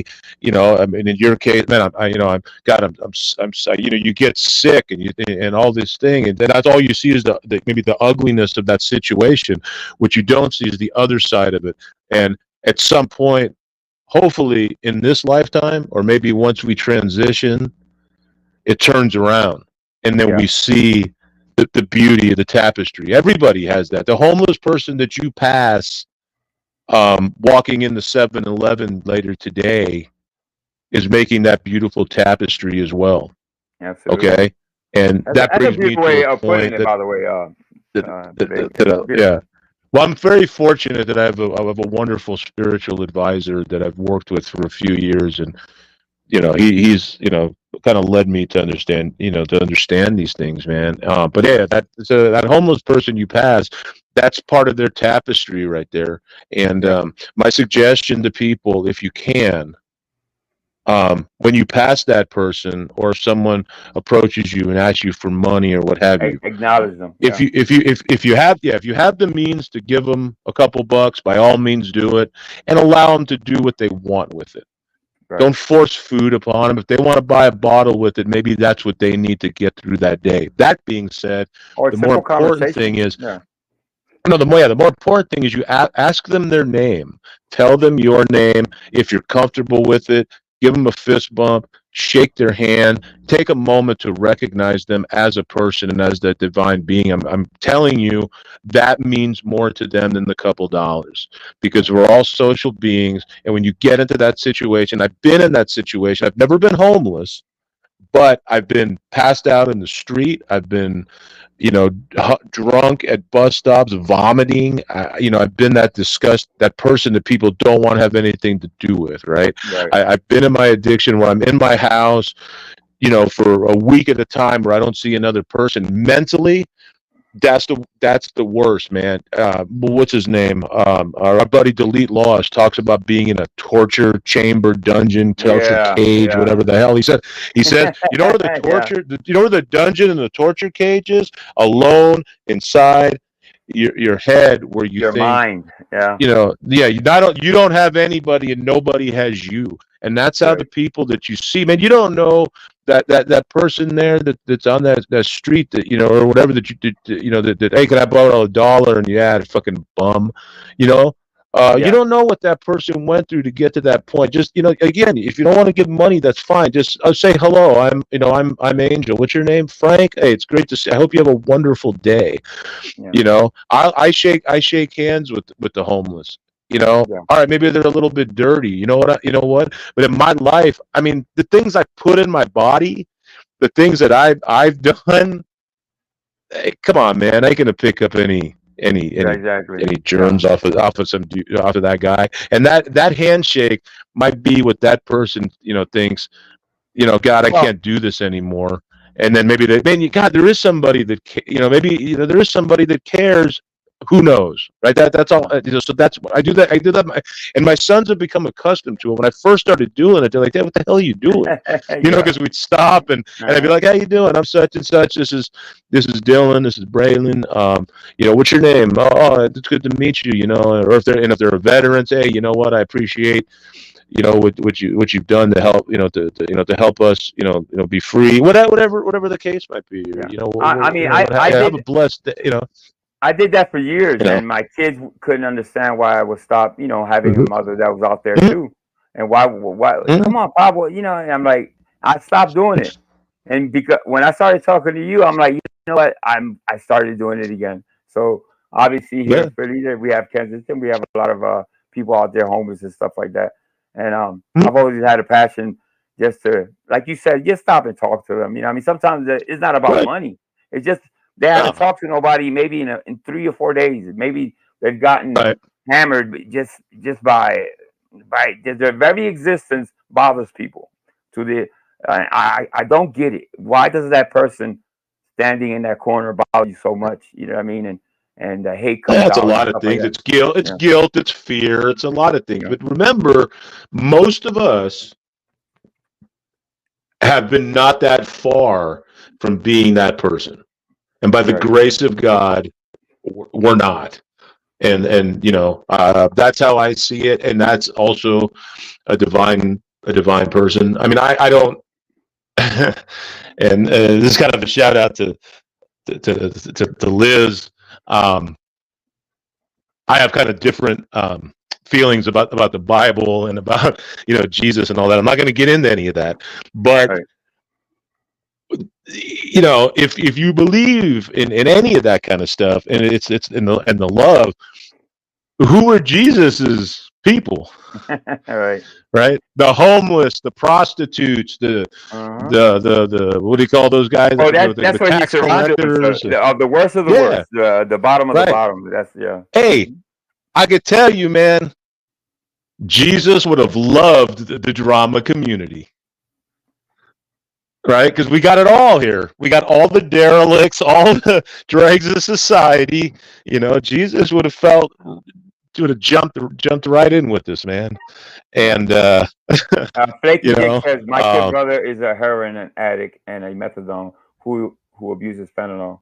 I'm sorry to hear that, Flaky. yeah, God bless him. God bless him. Liz, God bless him, Liz. I see these avatars and I see these voices and I give you an example. Marie Cook. A lot of people don't probably know Marie Cook, but she has a hell of a story. She's a survivor herself. LA Spike had his own channel for a while. He's still around. He's everywhere, but it's a voice that needs to be heard. Flaky Jake, I met her through Brian once, and I actually got to talk to her. Very passionate person, has a story of her own too. So hey, Shady Spot. Hey, actually, we were talking about Tommy yesterday. How you doing, Tommy? Tommy Oh, has his own. Tommy's in the building. Yeah, Right on, Tommy. Tommy. Tommy has a All hell of right. a story too, being from Philadelphia, obviously, and he's gone through he's seen and done it all, but basically, uh, Right. almost like you, but in a different. You were alcohol. He was actually. I don't know if he was. I can't say if he Right. was homeless or not, but he's had his journeys. Yeah, yeah. I think there's room for that here. I think there's room for these stories to be told, and then like I said, there's mental illness out there. And even a story of a friend or a family member that Sure. you saw go through it, or even in good and bad, can probably help Sure. or click. Well, Yeah, the thing about all this, man, and what okay, I'm gonna go back to when we all kind of met. We're all here because I'm gonna say all. I mean, I don't like to use absolutes because I'm sure it doesn't apply to everybody. yeah, But most people, I mean, we're here and we're doing this because there's something, lacking in our lives, be it addiction, mental health, loss of family, health issues, and we all came together in this kind of wacky community, man. I remember when there was. Oh, and by the way, and I don't know if he's listening, and I don't know if anybody here talks to him. I did reach out on Discord, and I haven't heard anything back. shout out, man, and much love to Kiwi, man. Um, Shout you know, out. if you guys talk to him, let him know I say hello. I hope he's doing well. He's the guy I think that doesn't understand the impact that he had on all of our lives, the Absolutely. positivity that he brought Absolutely. when he was literally, at times, dying, Yeah, and yet came in me and Vic man, are on a that's mission of a good finding. cat, man. Yeah, we've been on a mission to try to Yeah, find. We've been asking around, yeah, but nobody seems to yeah. know. So I But hope if so people if if you, people see him, and I don't. yeah, Yeah, if you yeah, know, man, just let him know. Tell him I sent him a friend request on Discord, and just that, much love, brother, and thank you, man, and thank him for being a part of my journey. absolutely. But Hey, anyway, it's Mr. B but so has a good comment here, but I'm sorry, Vic, hold up. He says some of that's these okay. people haven't had another human being talk to them in days. I found a guy Mhm. curled up in a ball in a public entrance, and people were just walking around him. Yeah, yeah. I see. We see a lot of Yep, that here. Yeah, for sure. yep, yep. God bless that And I person, tell you man. what, if you just speak to that person, it doesn't have to be money. I'm saying you probably make his day. Yep, Yep. yep. Just ask him his name. I had a guy approach me. I was in the grocery store a couple last week, I think it was, and he had a couple things in his hand, and he came up to me, and um, he was like, could you buy me a couple things? And I've never really had that happen, like, in the store. And I was like, yeah, bro, I got some more shopping to do, but yeah, I'll meet you up front. And I picked up a couple more things, and I was like, nah, man, that ain't right. Why should I make this? I'm not gonna make him wait for me to do my thing. So I went up, and I wasn't sure what the reaction at the checkout or whatever, they were gonna say anything.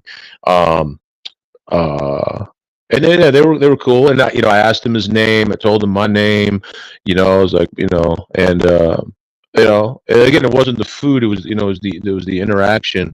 And then when I came back around, I had the same checker, and she was like, "Oh, it was very nice thing that you did." I was like, "Yeah, I don't know what your guys' policy is. If you want people begging, and I've never experienced anything like that." And but and again, it was more the interaction, man, and it touched me. So yeah, just remember that, man.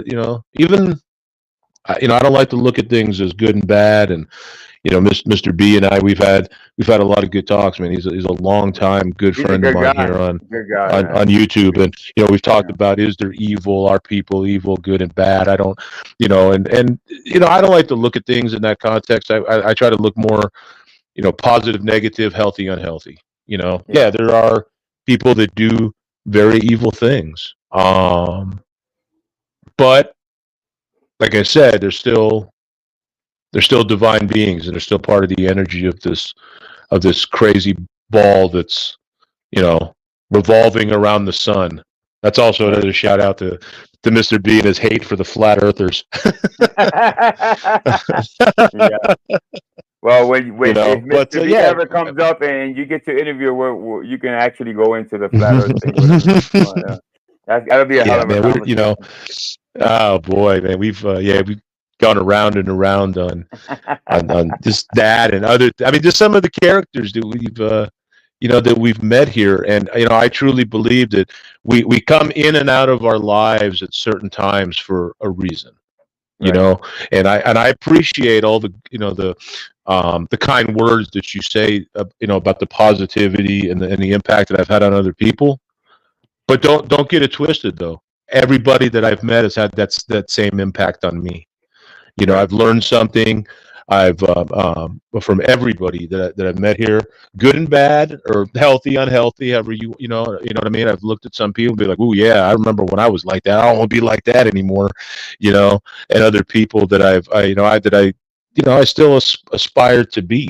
Yeah. You know, it's I mean, it's humbling, that's bro, it. because And I it is. I came in saying, well, there's good in everybody. I still do believe that. You know what I mean? At the core, people are really good people. They're family. They have families. They have kids. They have, and I'm pretty sure they're not what it seems. You know what I mean? Yeah, they do this. Yeah. And it's shocking to a lot of us and all that. But Mhm. at the end of the day, they're human beings that kind of lash out sometimes, and And I try to get Yeah, to the bottom of it. we don't know what Sometimes I we don't know kind of what walk got people away. to that You know, point. Man. I'd rather walk away We from don't know what somebody got people. that's lashing out, and you can't. I don't know what reason that. I'd rather just walk away than to stand there and just fucking Right. argue with them. You know what I mean? Because Right. We it's just don't no use. know You know, we just don't know what's going on in people's lives at we that pretend to time, or know. what's We gone on pretend to in the know. and Yeah. what's gone on in the past that's got them to that point. I mean, and I don't want people to misunderstand that I'm justifying hurting people, especially children. I mean, but a lot of times people, like we talked about yesterday, hurt people. Yeah. Um, and people go one way or the other, right? If they were abused, either they become advocates against abuse or they become abusers themselves. It's not justifying it. It's not saying it's right. It's not saying they shouldn't be punished or locked up, whatever you want to say. It's just understanding on why sometimes people become what they become, and sometimes there is no help, and they need to be taken away from society. I'm not an advocate of imprisonment, but especially the way that it's done in this country. But I don't talk politics or religion really.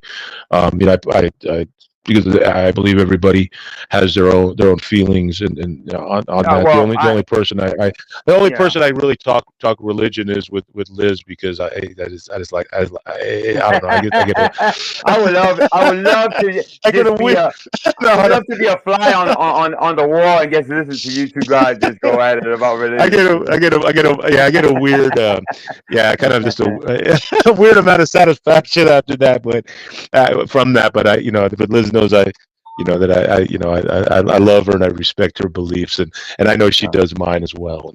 Yeah. Yeah. But no, we're not starting a religious debate channel or political channel. No, don't top that. Yeah, if it comes up, I guess if it comes up, you address it, but not too. We don't get into it. Sure, it's not about right, that. right.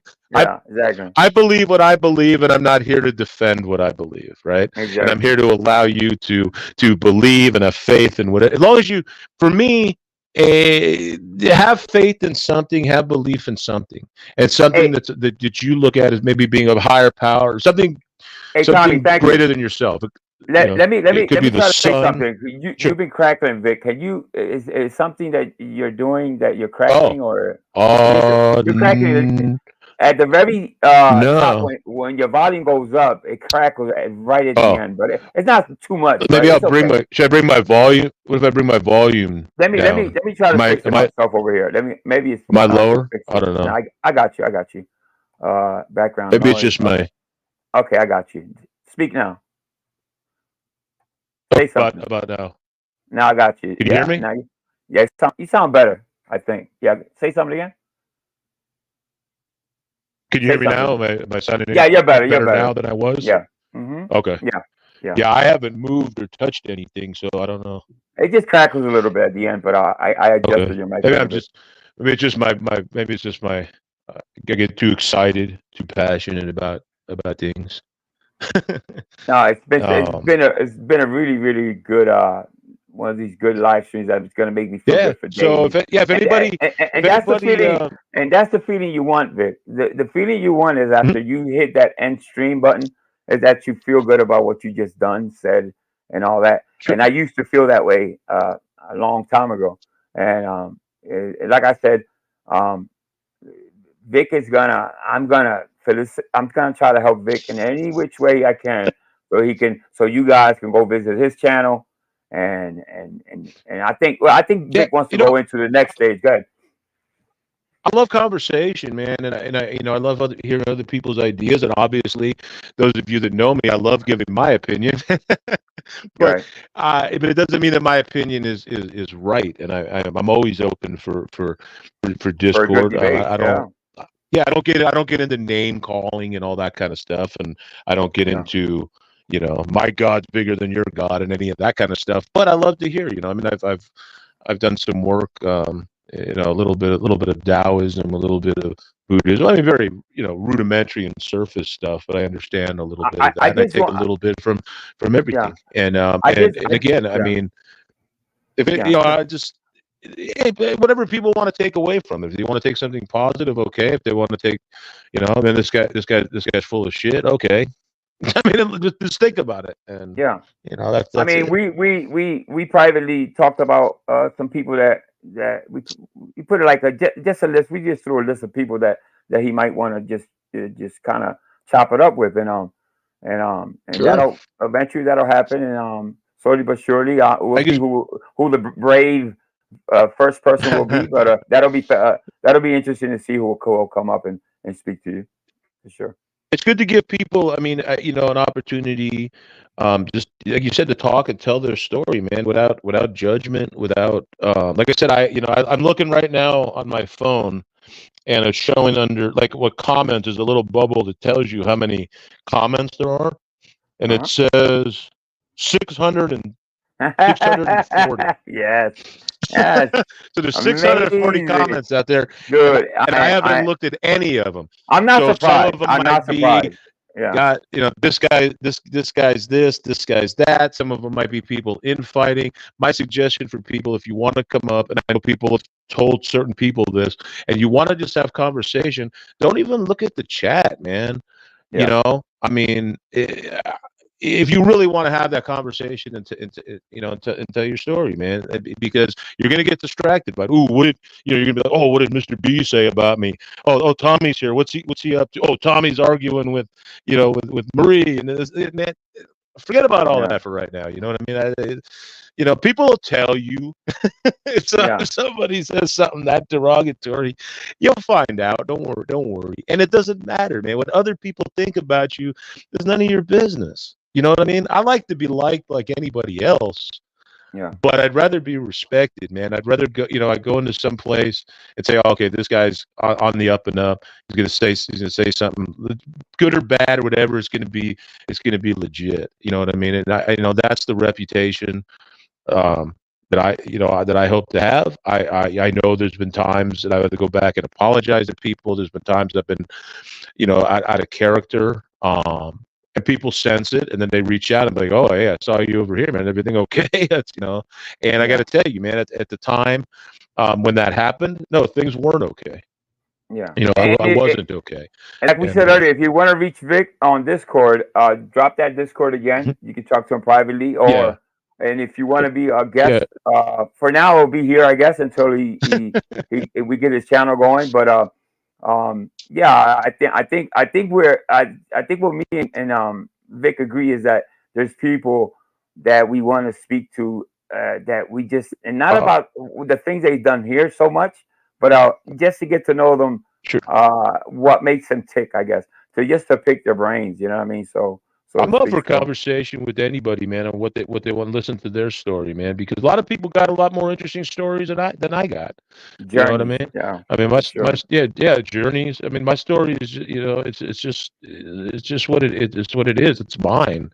You know, I've been through a lot of things, you know, and I'll tell you. I mean, we've kind of you know, dwell on kind of the negative in my addiction, my mental health, this and that. I've had a lot of good things happen in my life too. You know, I mean, Yeah, you know, I played a lot of sports when I was young. I'm a college graduate. I've been fairly successful in business and things. You know, that stuff I don't what, really I don't really get into. But I and mean, to there's tell been you the good truth, things. I got beautiful children. I got a stepdaughter that I've been in her life since she was 4 years old, and we talk, you know, 2-3 times a week.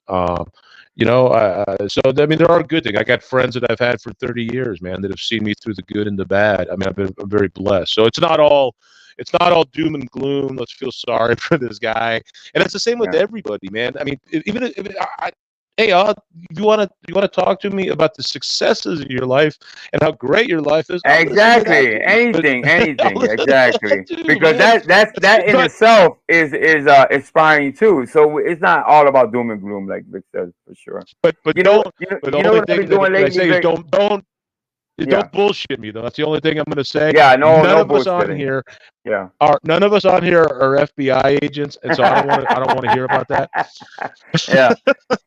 But you know what I've been doing, Vic? Shout out Mike Cerrone, man. Shout out Mike Cerrone. I've been going to like I love Just One Sue. I love going to her channel. Dagmar, she goes live once in a while, and that's the type of content that I've been watching lately.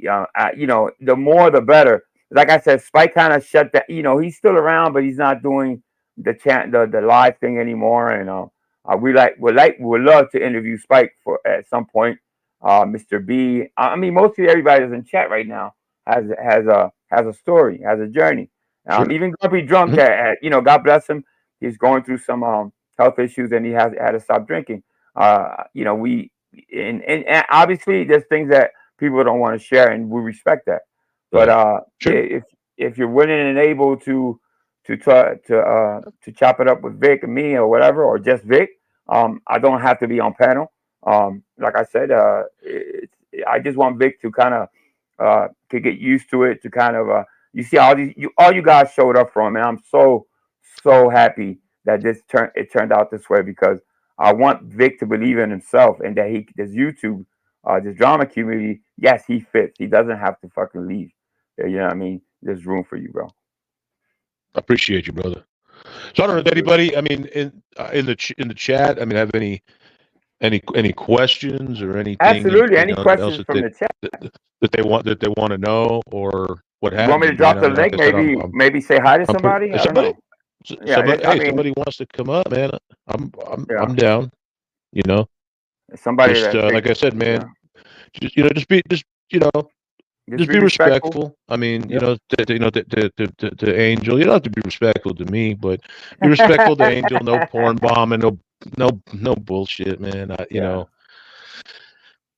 So anybody wants to come up, man, it's cool. Absolutely, man. Like I said, man. I mean, I got, we all got. I mean, 50 years we've been around, bro. We got stories, man. We got stories, we got anecdotes. We got people we've helped. We've got people we've hurt. We've done it all, man. We've laughed. We've cried. I'm not a. That's the other thing I wanted to say too, man. When people talk about, oh man, such and such is in their feelings, or their feels and all those kind of things. Yeah, I hear that a lot. Yeah. I spent so many years suppressing my feelings, man. And I suppressed all the hurt and all the anger and all the bad feelings, but it also suppressed all the joy and the happiness and the good feeling. Yeah. And I'm done with that, bro. I got feelings, man. And you can hurt my feelings. Yeah. It's just that simple. I don't dwell on it, and I'm not, oh my God, such and such doesn't like me. But there's certain things, man, hurt my feelings. Certain things that make me. I'm not gonna block somebody because they call me a fat piece of shit or something.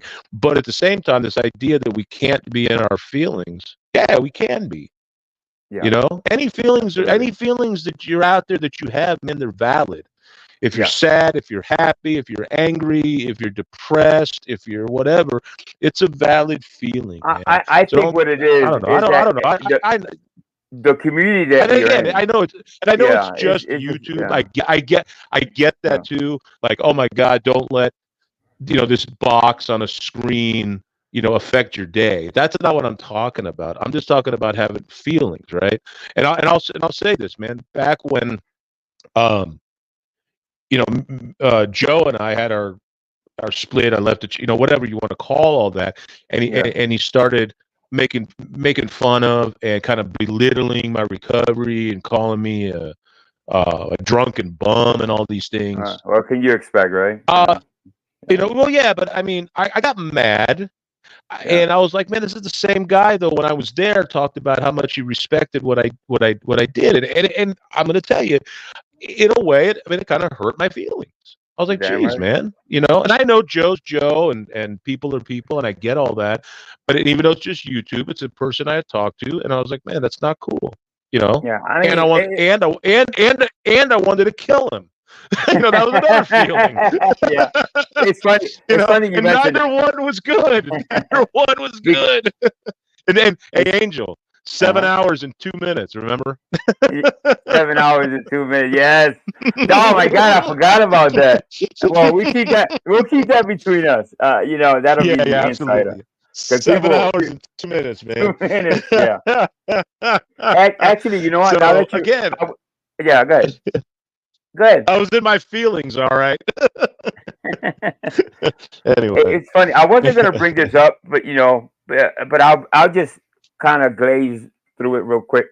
So during my time with the missus, with the guys, with Cheese and Jake and Rudy, there was obviously Joe was livid. He came after us big time. It came a moment that Joe started calling Rudy a chomo, and because of the memes, he was making memes about him, and the more memes he made about him, the more Joe's thing was, he would call you a chomo just off the drop of a dime. So I told Rudy, just chill with the fucking memes. Don't make the memes, but don't make them about him. And at the same time, I was losing Jake. Jake was wanting to leave because he couldn't get to me or Silly Rabbit. We could kind of ignore him, whatever. Right. We didn't really go to battle. When I was with the guys, we didn't really go to battle back to back with Joe. We tried to kind of just get through it. You know what I mean? I know he was shooting at us, but we were kind of but when he went after Jake, well, he took it, obviously I kind of lost him for a minute. He left for a while, and some of the guys were not happy about it, but I respected that. I respected the fact that Jake didn't want his family to get doxxed and all that, and somebody kind of emailed me and wanted me to kind of explain that what happened during those moments that Jake left and why Rudy stopped making memes about Joe, and it was because of that. It was just better him to keep it on me and Silly Rabbit than he barely went after Cheese, thank God, but yeah, he went after Jake. You know what I mean? And I was like, Jake is one of those people that I didn't want to get triggered. You know what I mean? He has little issues and stuff that. So that's why I did what I did and said what I said back then, because it was just me and Really City Rabbit, we were kind of more thick skinned back then. I guess I'm gonna say, while people weren't used to getting doxxed like that. So that's all that was. Yeah. Sure. Yeah. Well, I mean, I respect everybody on here and how they want to approach it and their level of participation in things that they do. I mean, my anonymity to me is very important in this. I mean, I don't go on camera. I do the best to not say too much specifically about where and who I am. I mean, maybe somebody out there has doxed me, has all the information, is waiting for me to do something, and then they're going to drop it all out there, and that's fine. But I never had a problem with that. People don't want to keep their identities secret. Right. I don't see the problem with it. We're in the drama community. It is what it is. Now things for me are getting a little bit different, and I when Saul used to talk about his thing, and I don't know exactly how much of his story is true, and you guys will know me by my shadow and all those. I don't know about all that, but what I do know is that I don't want my family or my kids, to be bothered or any, you know what I mean? That's my thing. For myself, hey man, you want to show up at my house? God bless you, man. Go ahead and show up. And I mean, what are we gonna do? I mean, what are you gonna do to me? Nothing. I mean, listen, if you do, okay. But I don't want people. I don't want people, going to my kid's school, or finding out my ex-wife and calling her job. I mean, that's just me. I mean, and I respect people that, like I know when Jake was like, hey man, I just don't want the smoke for my family, bro. So I'm just not going to talk about the guy. Exactly. Hey, man, that doesn't make you a punk or a pussy. No, it doesn't. And whatever. That's the point. That's just having respect for your family. Now, other people, like my buddy Smitty, I mean, he'll tell you right off, man. Wait. You said you're going to pull up? Well, here's my address. Come get me. That's it. Yeah. That's his bit. That some people, don't want to come on panels. They're not comfortable. And I'll say this, and I'm going to say if I do decide to have a place where there's panels or interview or whatever we want to call it, and I hate to use this term because everybody's gonna, like, oh, Vic needs a safe space. It'll be a safe space Yeah. where you can come up and you can talk and you can, and be yourself. You're not going to be attacked. I'm not going to have, all right, Thursday in one corner we got so and so, and over here, because there's plenty of places for that. And I'm not saying it's not a good thing, because it is good to air out your differences. That's just not, when it goes low, that's not my style, man. So people who don't want to come up and expose themselves at all, I mean, I get it. I get it. I don't like people that like to, throw a lot of low blows and talk a lot of crap, and then will never go on a panel and confront that's not, that's not that great, again, but that's what they're comfortable with, and that's okay. Yeah. Well, listen, you know what? I think I'm gonna gun for Thursday. It'll be open panel. It'll be Vic's thing. If the person doesn't want me on panel, that's fine. They want to talk to Vic about their journey. I think actually Tommy would be a great first guest. I see a lot of people that can actually come up and just kind of test the waters with you, and sure. I'm pretty sure people will everybody's run. got a story. Yeah, people will run over here just to see you and Tommy talk. I know that for sure. Especially when you have your own channel too. But for now, I think I think that's what we're gonna do. I think like I said, it's been a pleasure just to get to kind of work with you in a way. You know what I mean? And my mission, my only mission is to keep you here, bro. You're not fucking leaving. All right, man. You know what I mean? Everybody kind of they thought I knew why you left and stuff like that, because I left too, and I was like, I thought for a while there is the problems I was having, back then, and that's what kind of broke you, and you kind of confirmed that it wasn't. But I think it added to your reason to leave. It was just everything. It was just it was just everything, man. But like I said, the way I always look at things, I mean, and I do this every night, man, before I go to bed, and I go to, or finish off my day. I look back at my day and I reflect on things. Man, are there any apologies I need to make? Or man, how did things go? What was positive and what was negative, man? I do that every day. It's just part of me. But I look at myself and my role in all this, you know what I mean? It wasn't you, it wasn't, Dave or Joe back then. I mean, it was me and my reaction to things. I kind of start, and on YouTube, on YouTube and off YouTube. I mean, things went on in my life with my site, and I hit a very deep depression, even for me. And I just started unplugging, man, from real life. And like I said, I mean, there are bottoms in recovery, and like I said, maybe another time we can talk mental health, and again about my journey in mental health, because it's still ongoing. It's an ongoing thing. For sure. I got this whole team of people, caseworkers and therapists and psychiatrists, and anyway. Thank God for those people that do that. It takes a village, man, to keep me somewhat normal, to maintain you. Yeah, for sure. I started breaking my own rules. I remember I used to tell people, listen, go back and look at yourself on panel, even if you don't own a channel. Look at yourself from wherever stream you go, wherever panel. And that way you can, maybe tweak this and tweak that. I couldn't even watch my own stuff back then. You know what I mean? So that's why I kind of left. I was like, I just can't even. I couldn't even do this anymore. And something drove me back, and I'm glad I did. And I believe in, my belief in God is really great. You know what I mean? I think God does things for a reason.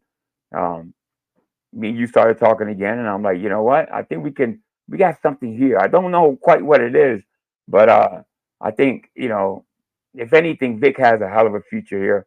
And before I leave, I'm gonna make sure that you're fucking set up and ready to go and running all cylinders, man. So you're gonna be good to go. Hey, it's good to have a hype, man. I'll say that, man. Yeah.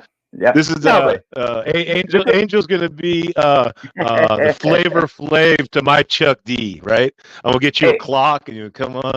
if I could just be your producer, behind the scenes type, just set you up and put up the No, music no. for you, that'll be great, bro. You got to get I a just, big, you got to get a yeah. big clock and come on, and be like, yo, man, Vic Flavor Ferrari in the building. Was Flav. like, yeah, there you go. Angel, But you found life. What's up? hey, shout out to Paul. Paul's in the house. Shout out to Marie Cook once again. Shout out to Grumpy Drunk. Swat Waffles. That's such a fucking funny name, Swat Waffles. Shout out to Spike, all of you guys. And I want you guys to think Right, about hey, who wants to come up and yeah. speaking of waffles, once I get done here, with you, I'm gonna make myself some nice silly waffles for breakfast. Yeah, if you get diarrhea, don't call me and blame me. Hey, I keep my promises, man. I keep my promises, and if they're listening, they know what I'm talking about. Yeah. So by next time, I'll have your intro, your new intro, ready. I hope you like that one, but that one was right off the It was cuff. cool, man. It was cool, man. Hey, great songs, like I said, man. Yeah. Don't stop believing. Journey, Mr. Perry's from San Francisco, Jelly Roll. I mean, that's my guy.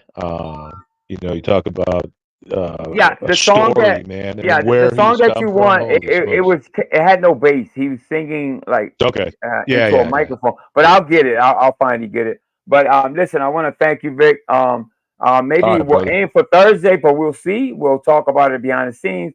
Next time it'll probably be open panel. That way you already know what we're about or what Vic is about. You can come up. You have a journey. You have something to say. You have some. It doesn't have to be about yourself. It could be about another person's journey that that survived some type of addiction or something like that. So anything's possible. As long as you keep it respectful.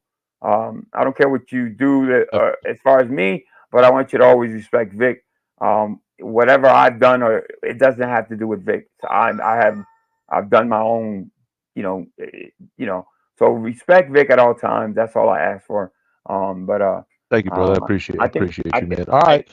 I think we'll be. Hey, thank you, everybody, man. Hey, thanks everybody for coming out. Jake, hit that like button. Thanks for listening. Subscribe to this, man. Thank you guys, man. And remember, you always have a choice of what you can be. So be kind. Actually, I have a couple. And let me see if I can find them real quick. I have a couple. I hope you guys got something out of listening to this today, man. I know I got something out of being here. So thank you. For sure. Let me see. I always have a couple tidbits that I write, but I can't find them now. All right, I'll just save them for next time. There you go. Okay, yeah, I got one here. Don't believe what they say. Watch what they do. Lean on your logic, for sure. And one of the things I always tell people, all I know, what's for sure in life, is that there's a sunrise and a sunset. And I look forward to both of them. So I'll leave you with that. Thanks to everybody. God bless everybody. Marie Cook, hit me up, girl. I don't know what's wrong with your phone. Tommy, everybody that came up to come see Vic. And I appreciate it. I'm gonna go ahead and throw a Vic's song up, and then I'll play another new video that I have. And with that, I don't know if you want to hang back, Vic.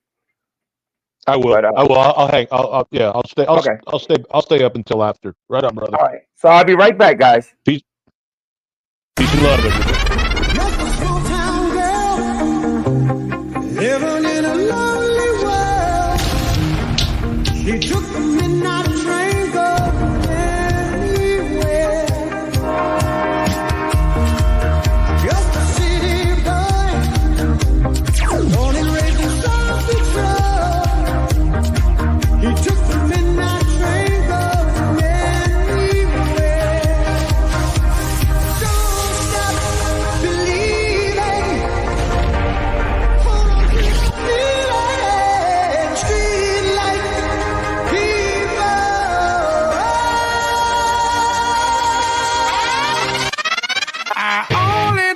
to God when I need a favor. And I only pray when I ain't got a prayer. So who the hell am I? Who the hell am I to expect a savior? Oh, if I only talk to God when I need a favor. God, I need a favor. I know amazing grace, but I ain't been living down work. You know why? We're almost there. It's gonna pay.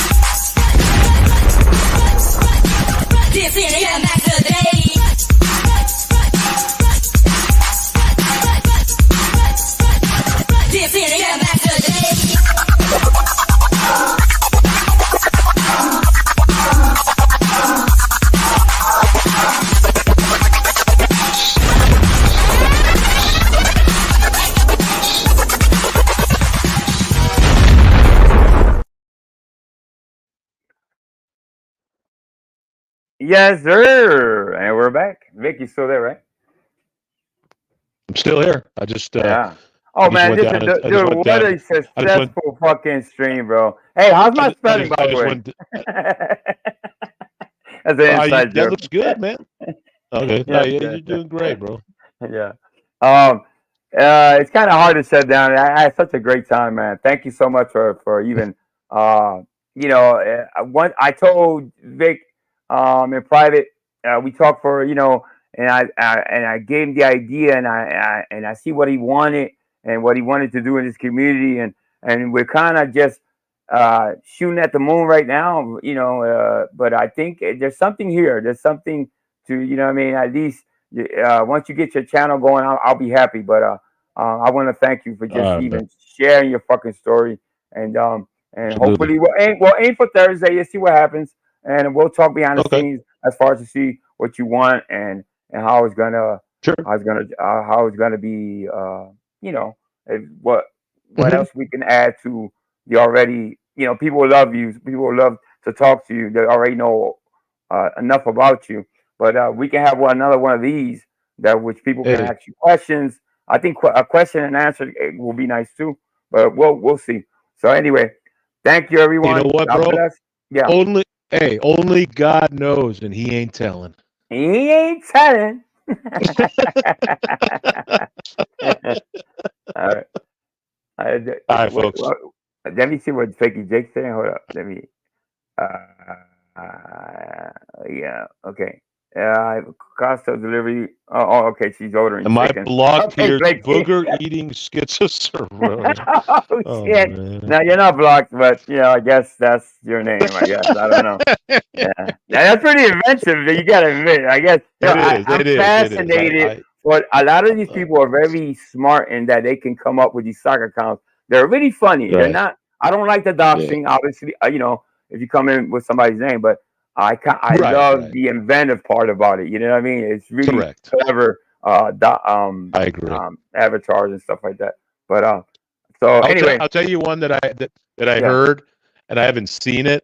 But somebody had mentioned about making an account this, Yeah. and it was Sharon McCucci. And you know, you know what? I always scratch my head with Dick Insider. Dick Insider was like, what? I didn't get it at first. I had to say it a few times. right. And yeah, so yeah, Yeah. yeah, Mr. B, I know. Yeah, Yeah, thank we you. know. Hey Yeah, guys, we know. We know. yeah. All right. God bless Yeah. everyone. Thank you for showing up. Hopefully we're aiming for Thursday. All right. It'll be in my community page. All right. Bye, guys. All right, Goodbye, guys. everybody be Bye-bye. cool. All right.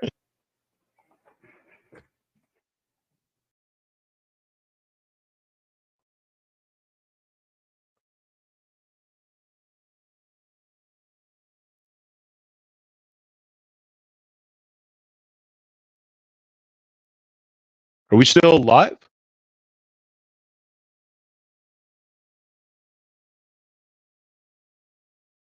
Angel, you still here?